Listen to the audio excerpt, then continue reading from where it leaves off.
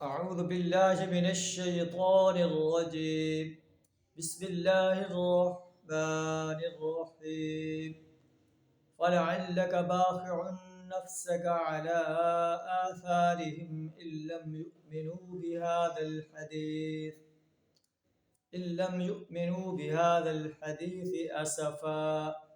صدق اللہ العظیم. سورہ الکہف آیت نمبر 6 آپ کے سامنے تلاوت کی ہے، جس کا ترجمہ کچھ اس طرح ہے: فَلَعَلَّكَ بَاخِعٌ نَفْسَكَ عَلَىٰ آثَارِهِمْ. اچھا تو اے محمد صلی اللہ علیہ وسلم، شاید آپ ان کے پیچھے غم کے مارے اپنی جان کھو دینے والے ہیں. إِن لَّمْ يُؤْمِنُوا بِهَٰذَا الْحَدِيثِ أَسَفًا.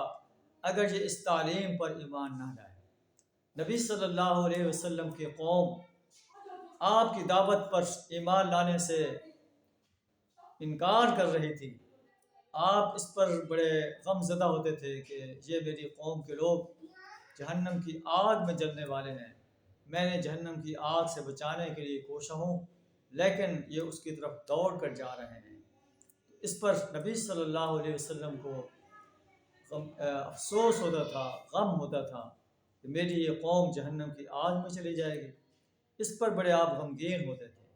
تو اللہ فرماتا ہے کہ ایسے محسوس ہوتا ہے کہ آپ اپنی جان کھو دیں گے ان کے پیچھے. کیا ہم بھی اپنے اولاد کے پیچھے، اپنے اہل و عیال کے پیچھے، اپنے قریبی رشتہ داروں کے پیچھے اس انداز سے غمگین ہوتے ہیں کہ وہ نیکی کی طرف نہیں آ رہے ہیں، وہ نماز نہیں پڑھتے، وہ قرآن کو شعور کے ساتھ نہیں پڑھتے، وہ نیکی کے کام نہیں کرتے، وہ برائیوں میں غرق ہیں؟ کیا ہم بھی ان کے لیے ایسے غمگین ہوتے ہیں، ان کے لیے دعائیں کرتے ہیں، ان کے لیے کوشاں رہتے ہیں کہ وہ ایک نیک انسان بن جائیں، ایمان اور عمل صالح سے آراستہ رہنے والے انسان بن جائیں؟ اللہ سے دعا کریں ہمیں خود کو اور اپنے اہل و عیال کو اور قریبی رشتہ داروں کو قرآن کی تعلیم سے آراستہ کرنے کی توفیق عطا فرمائے. اسوہ رسول صلی اللہ علیہ وسلم کو زندگی کے ہر شعبے میں اپنانے کی کوشش کرنے کی توفیق عطا فرمائے. وآخر دعوانا الحمد للہ رب العالمین.